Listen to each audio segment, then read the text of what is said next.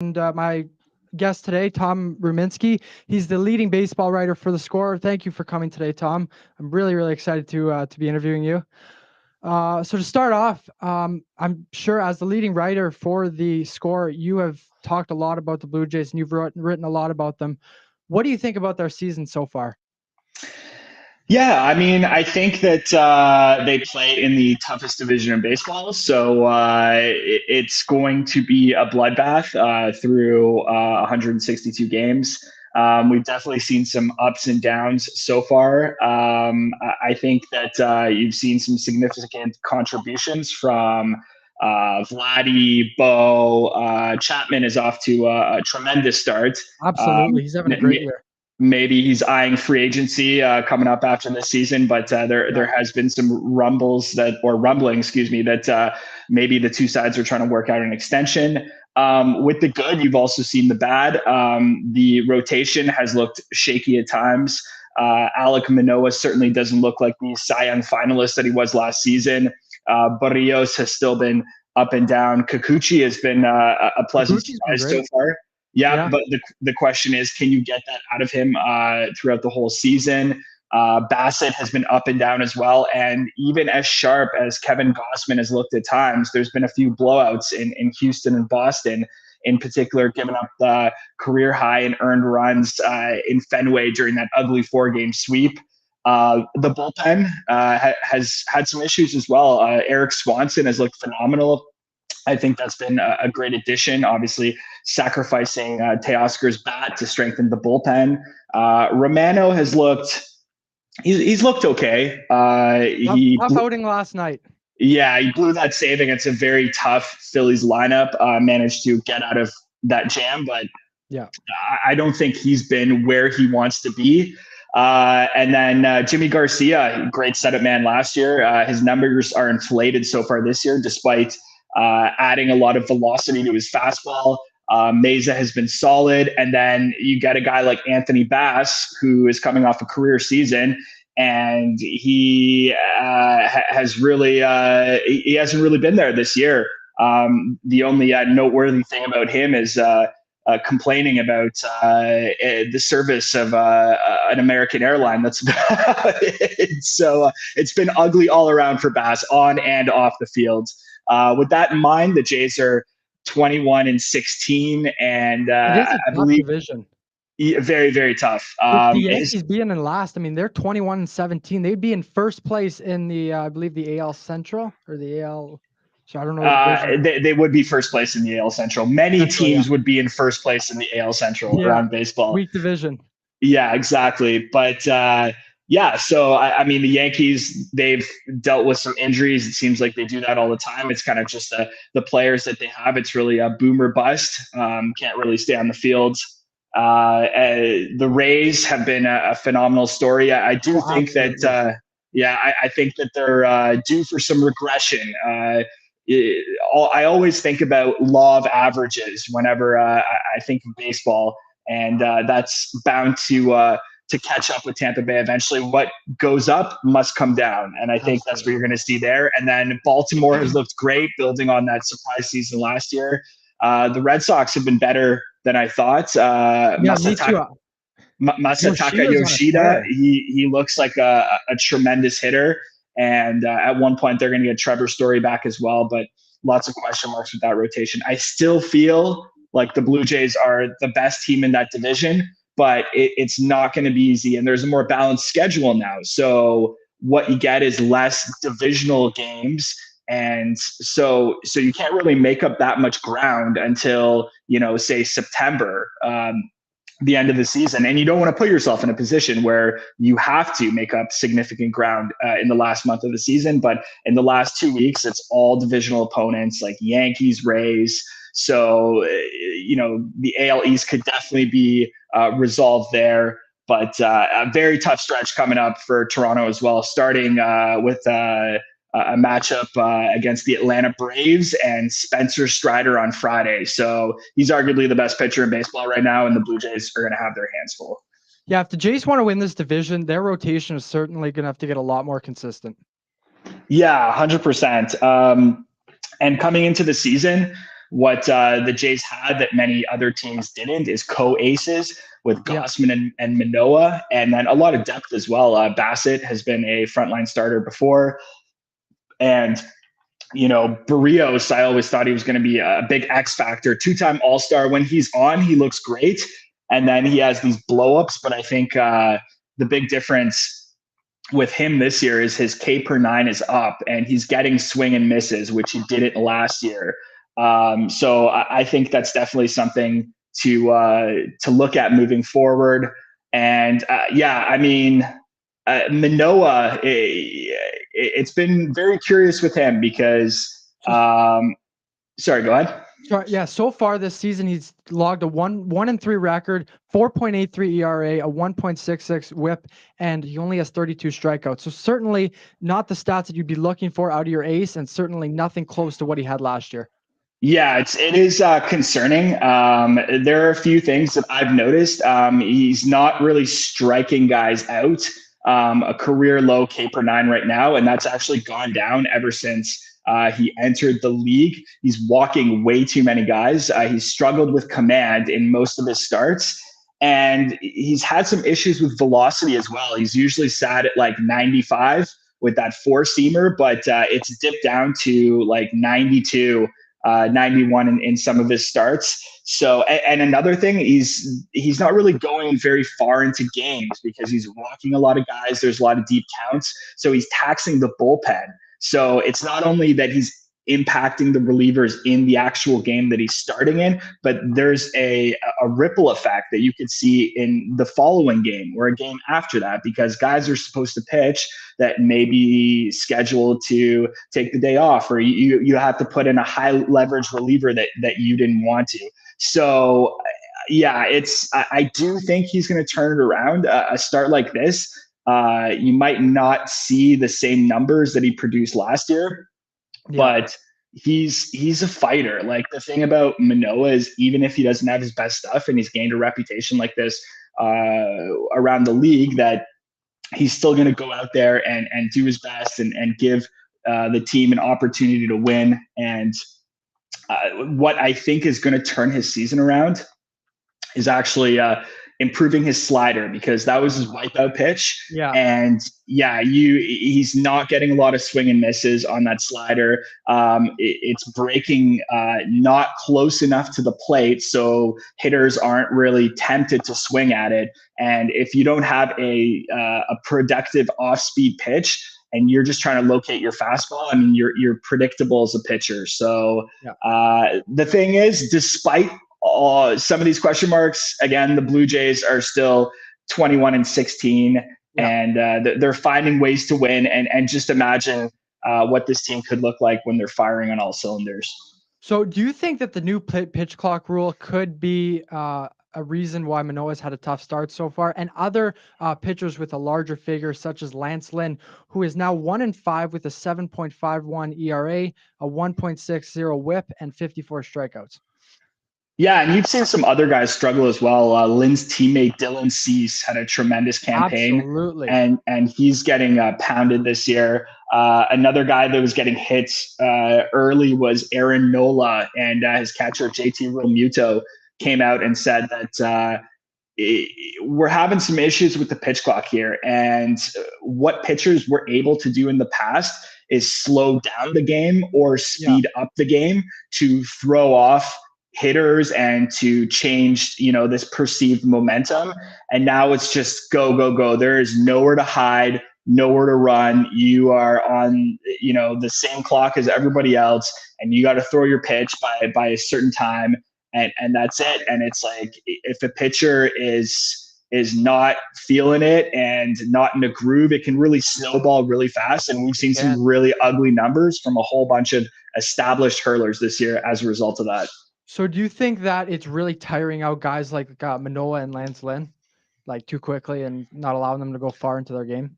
I don't think so. I mean, obviously those guys have a pitch count that they usually follow unless they get hit around and the manager wants to switch things up. But no, I just think the biggest thing has been an adjustment. And let's remember, it's mid-May, so That's true. That's true. the hitters may have an advantage at this point, but things could certainly change really quick. And all it takes is one really good month or a couple starts, and then you start feeling it. And it's an adjustment. Some guys absolutely love it, some guys hate it. In general, fans, it's been great. The pitch clock has shaved off like 30-40 minutes per start. Personally, for myself as a baseball writer, when I'm doing late night shifts and covering West Coast games, hey, I get to go home at 12 o'clock now instead of 2 in the morning. So I don't mind when some of these games are shortened. A 2-hour West Coast game, I mean, that's Not that bad.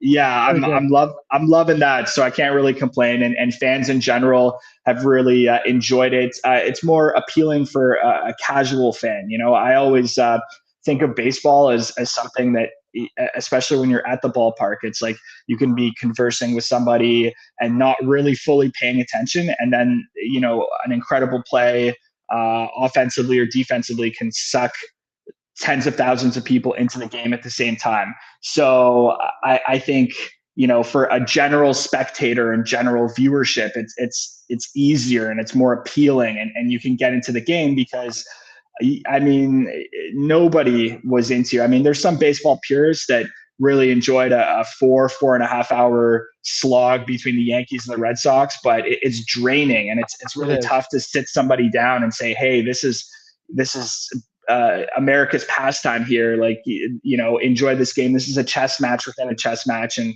some people, quite frankly, think chess is really, really boring. So why not spice it up? And I think Rob Manfred, who's been a villain of sorts for years for fans and players, has actually made the game better. So the pitch clock wasn't the only change that the MLB implemented last offseason. They also added larger bases and they banned the shift. As a baseball fan myself, I personally don't like these rule changes. Do you think that there was a good reason in adding them, or were they simply unnecessary? I think they've been great. I mean, offense is up, and again, going back to what fans want to see in baseball, it's offense. Like, some people love pitching duels, but the majority, you want to see runs, you want to see diggers, you want to see excitement, right? And so I definitely, I think that's been key. Restricting the shift, I was a little iffy at first because professional hitters, especially at the major league level, you in theory should be able to put the ball wherever you want, or at least give a solid attempt at making an adjustment at the plate instead of just predominantly being a pull hitter, right? So I think that you definitely saw some teams taking advantage of that. And, I always think of the Rays as being very innovative, and I'm pretty sure they were one of the first teams to do the infield shift. Then they came out with the 4-man outfield. And it's like, you're taking a look at the analytics and the probabilities of where a hitter may place a ball or hit a ball and take advantage of that. Yeah. And I actually thought that we were going to see teams try to combat the shift restrictions by, having like a 2-man outfield per se. But that hasn't been implemented as much as I thought it would be. I mean, the repercussions can be dire. You could easily have a triple or inside the park home run with a 2-man outfield. Worst comes to worst with a shift, somebody just slaps a single the other way unexpectedly, and that's that. And then, steals. I think that the art of stealing a base was forgotten for a long time. It is easily one of the most exciting plays, and you had legendary players like Ricky Henderson master that art, and that's really diminished. And I think it's definitely back now. Teams are way more aggressive on the base pass. I think you saw that with the Blue Jays as well. And I think that's, again, just made the game more exciting for players and for fans. And I would love to hear your takes, because I don't know if you agree with me on that. So I get that watching a guy steal a base, it can be exciting. But with larger bases, they're stealing a lot. You've seen like Acuna has, I think, 15 stolen bases. Volpe is a rookie and he already has 11. Do you think the guys are stealing the bases too easily? Not at all. I mean, maybe catchers should get better at throwing guys out. I mean, that's a skill that's just as important. I mean, And it, Merrifield's been stealing third base easily. He's like, yeah, but that's that's his X yeah, factor. yeah. I mean, Merrifield is a guy that's always had a knack for stealing third, though. That's kind of been his MO in the majors. Yeah. Some base runners are better than others at stealing, second or third. But yeah, I think in general, it makes the game more exciting. And Acuna has a very real shot at being the first 40-40 player since Alfonso Soriano in, I think, the mid 2000s to accomplish that feat. And I think that's great for the game. And, like I said, if catchers don't like that, then do better, make sure that you improve your arm strength or your pop time or, right? Like you can also, I know that pickoff attempts have been limited so that, Yeah. actually it's definitely better for stealing bases. And I'm going to stick with the notion that all these changes are better overall for baseball. Okay. So, despite some pitchers struggling with the new pitch clock rule, some haven't missed a beat. So far, Garrett Cole, Spencer Strider, Shane McClanahan, and Joe Ryan are throwing some of the best ball of their careers. Do you think these guys can keep up the pace and make a run at the Cy Young, or will others emerge in the race as well? Yeah, so Garrett Cole off to the best start of his career It's unreal. until the Until the Rays last. until the Yeah. Rays got to him, and Yeah. the Rays are getting to everybody right now. They have the best offense in baseball. For sure. So, and the crazy thing about the Yankees ace is that he's never won a Cy Young. He's come really close, and then there was, all the speculation and questions that arose from him, being suspected of a guy that used like spider tack quite Yeah. often to increase like spin rate and grip on the fastball. So it looked like he kind of lost a step last year, and he's come back this year with a vengeance. He's been really, really good. I don't want him to be really, really good for the entire season because that might hurt the Blue Jays. So I'm not really, supporting that. Shane McClanahan, he's arguably the best left-hander in baseball. He's been super nasty. Leads baseball with 7 wins right now. Yeah, 7-0. That's right. And he's got all his pitches going at the same time. He's super, super tough.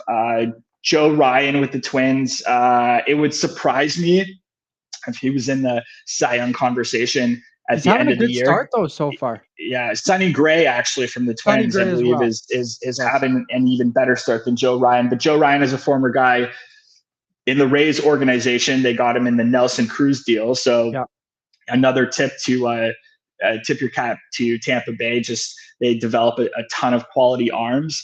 And Spencer Strider, I mean, he's been unbelievable. He has the highest K per nine in the majors, over 15. He's super filthy. Love his mustache.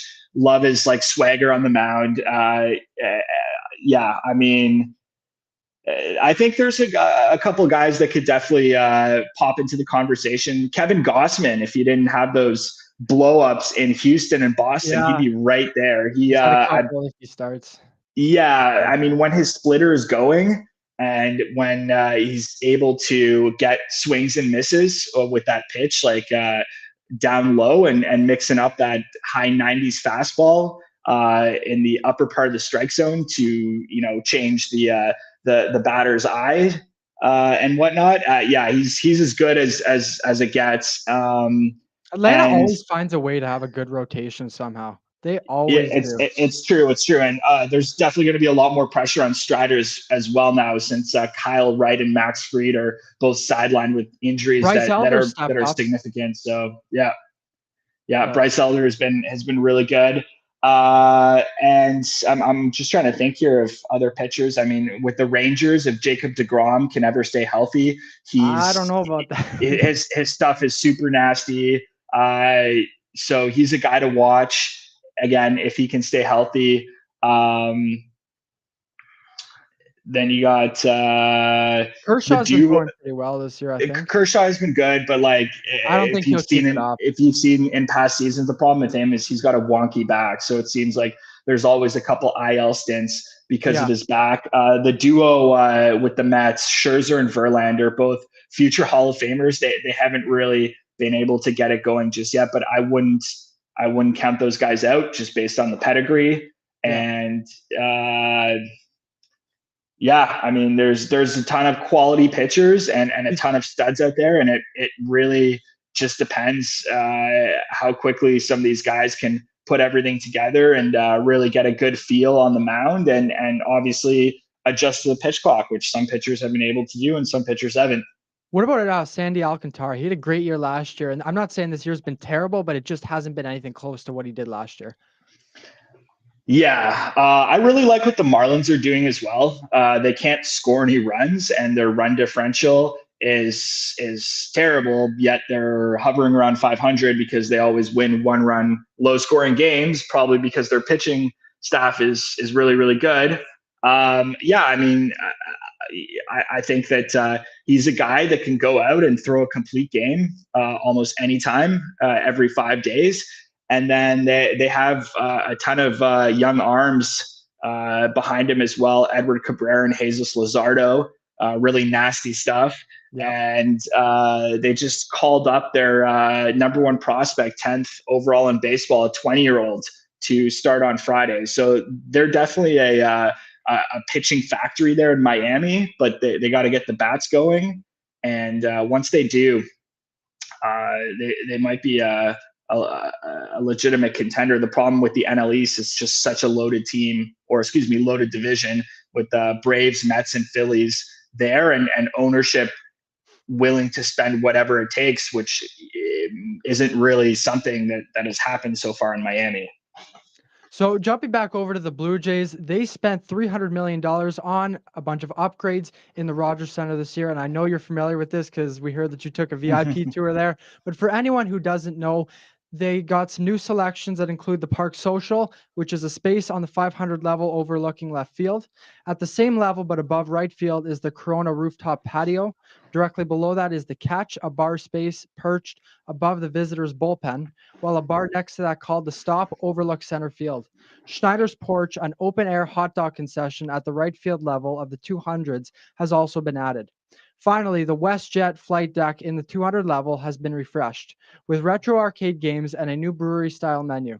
So Jordan Romano said that he loved it, and we know that you took a tour a couple weeks ago. Would you say that the upgrades were worth the $300 million? 100%. I was very impressed with it, and I just want to note as well that the 300 million wasn't just for the outfield district. That's going to be including renovations in the 100 level concourse next offseason, which the team's actually going to be adding 3 clubs there, which has access to the best seats in the entire ballpark as well, like field level. I've seen some mock-ups, and it looks really, really cool. It's just continuing with what they did last offseason, and that's just turn what was like a concrete cathedral into a ballpark, way more interactive, fan-friendly, family-friendly. It's definitely more for the casual baseball fan, not necessarily not necessarily the diehards. There's a ton of stuff to do at the ballpark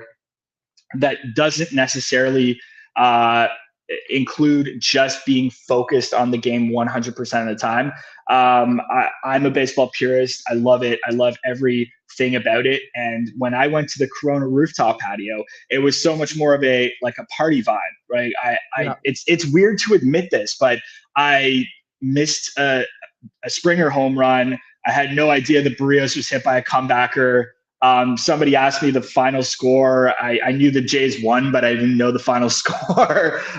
It was just like some funny stuff. And like we were there with a big group, and it was just everyone was socializing, enjoying, every part that the ballpark has to offer, and all the new social spaces. And I just feel like for people that aren't super diehard like myself, it's a great opportunity to come down and immerse yourself, try some great food.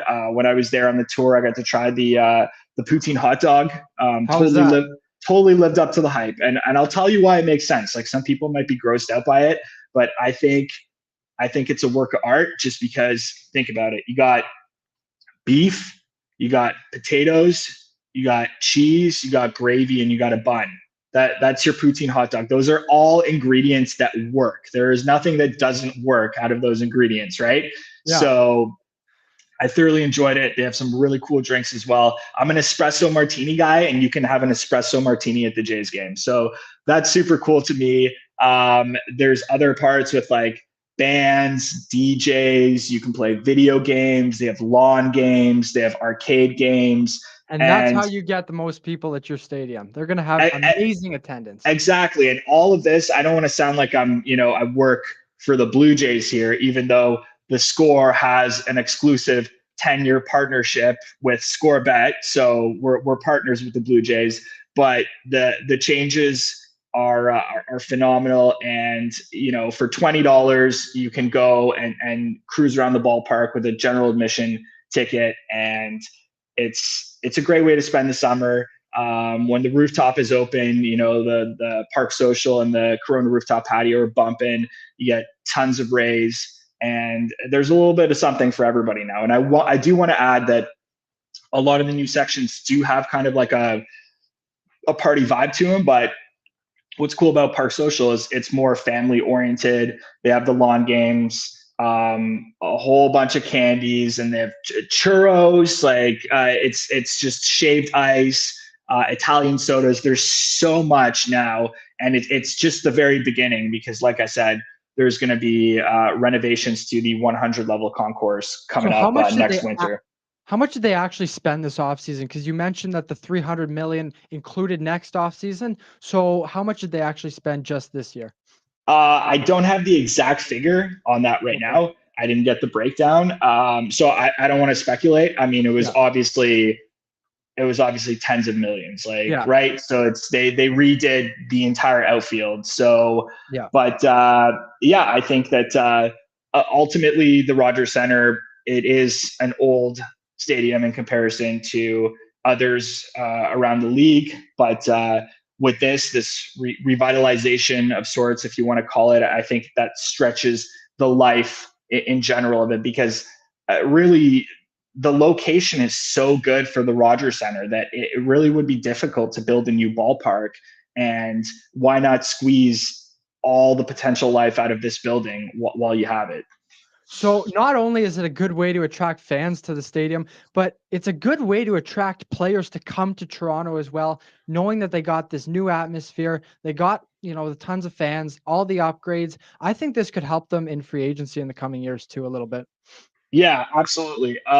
So what I have heard from a few players, and most notably White Sox reliever Joe Kelly, is that the Jays now have the best bullpen in baseball.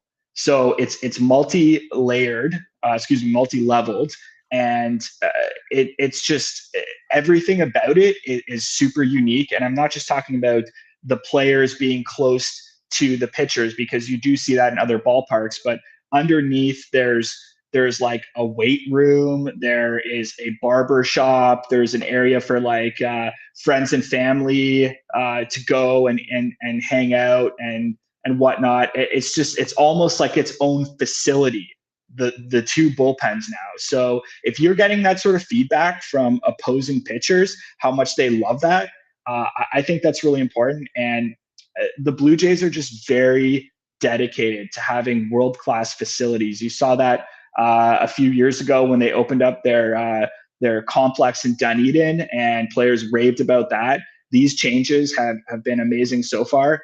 And I think the players can tell that ownership really cares. And the more fans come out, the more money Rogers has. The more money Rogers has, I mean, they have billions of dollars already, but theoretically that is going to go back into the team. It is a symbiotic relationship, and it really helps. And I think winning is the most important thing, but certainly having top-notch facilities and ownership that shows they care is definitely something that I think free agents look at before picking a team. So an article that you posted last week had these rookie of the year rankings. So for the AL, Yennier Cano, who's a reliever for Baltimore, Anthony Volpe, who is a shortstop for the Yankees, Masataka Yoshida, who's on an absolute tear for the Red Sox. He's an outfielder. Josh Jung of the Texas Rangers, and coming in at number 1, Hunter Brown, who's had a great start for Houston. In the NL, they've had Brett Brady at 5, Blake Sabel at 4, Miguel Vargas at 3, Corbin Carroll at 2, and James Outman at 1. In your opinion, is there any way that another high-level prospect such as Jordan Walker, Gunnar Henderson, Kodai Senga, or Grayson Rodriguez could change their season around and sneak into their respective Rookie of the Year race?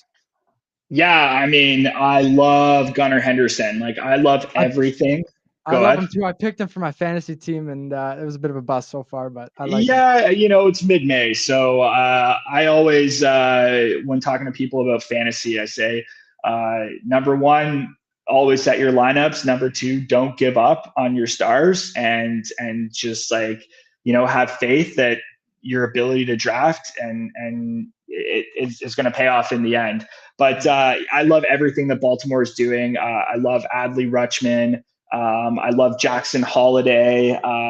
Gunnar, I think he's going to be a superstar for years to come. He was very impactful when he got the call up last year. So, he was my pick for Rookie of the Year in the AL before the season started. And I can definitely see him jumping into that race, even though I think that Yoshida, he's got a lot of quality hitters around him too, and Fenway is always a hitter's haven. So he might be the top dog right there for now.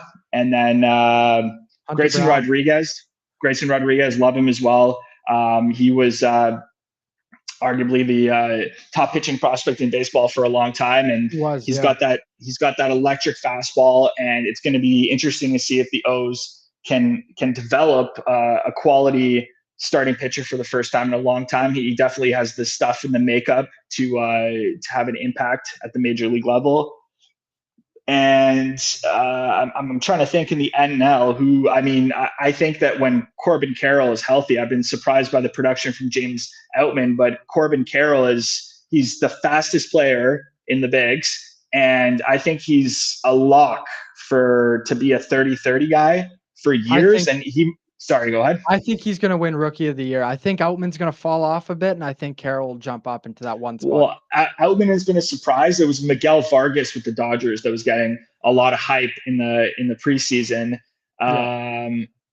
as a Rookie of the Year candidate in the NL. But I think at the end of the season, it's going to be Carroll's award to lose, just because he's so dynamic and he's so electric, and he can change the game with his bat or with his legs. And I'm just a big fan of what the D-backs are doing in general. They have just so many good young players, and there's a ton in Jordan Lawler and Drew Jones that are in their minor league system that aren't even contributing in at the big leagues yet, and they will be getting there in the next 1 to 2, 3 years to help guys like Gabby Moreno and Corbin Carroll and some of the other electric talent that they have there in the desert. Yeah, and their pitching is unreal too. Zach Gallen's having a great year, and even Merrill Kelly's doing pretty good. Yeah, so Zach Gallen is definitely a guy that I forgot about when we were talking about guys who can win Cy Young. I could definitely see Zach Gallen making a big run for that award in the senior circuit. He had a torrid second half last year. I don't know if his shutout streak has ended, but last time I checked, he was at 28 innings. I'm not sure if that's come to an end yet. But he's a guy that when he's on, he's right there in terms of the best pitchers in MLB. So do you think Kodai Senga and Jordan Walker can make, kind of a bounce back? I know Walker had a great start to the season, got sent down. but he showed signs of greatness when he was in the league. And Kodai Senga, he's pitched pretty well for the Mets so far. So do you think they could jump up into the top 5 in Yeah, the I think so. I mean, Sanga's definitely seasoned, and he's got that ghost forkball that has been making some noise around the league. I haven't seen it. I don't know if it's just kind of like a gimmick pitch or if it's just a forkball, but they call it a ghost forkball. He's on a great team. I can see him getting plenty of run support, and he's a guy coming from Japan that's pitched in big moments. It's not like he's like a minor leaguer. Like, this guy has a lot of experience in the second best baseball league in the world. So it wouldn't surprise me if he gets into that conversation. Jordan Walker, he got demoted. He had a great spring, hit for a ton of power, and yeah, he's a monster. He's a physical specimen. I really see him being impactful at some point in his career. I don't know if I'm assuming the Cards are going to give him another shot this year, but at the same time, that's a team that's trying to turn it around after a terrible start, and what they a have dumpster aspirations. fire they are right now. Yeah, I know that you've got issues with Wilson Contreras. You've got issues with Jack Flaherty. Tensions are pretty high in St. Louis right now, especially for a team that not only had aspirations of winning the division again, but definitely making it all the way to the World Series. And like I said, I don't know if they're going to allow, especially with the surplus that they have in the outfield, time for a young guy like Walker to get acclimated in the majors. And that's why they already sent him down. This isn't a rebuilding club that is going to give a young player ABs for his development. If he's not contributing to winning, then he's not contributing at all. That's the mentality that they have in St. Louis. Yeah.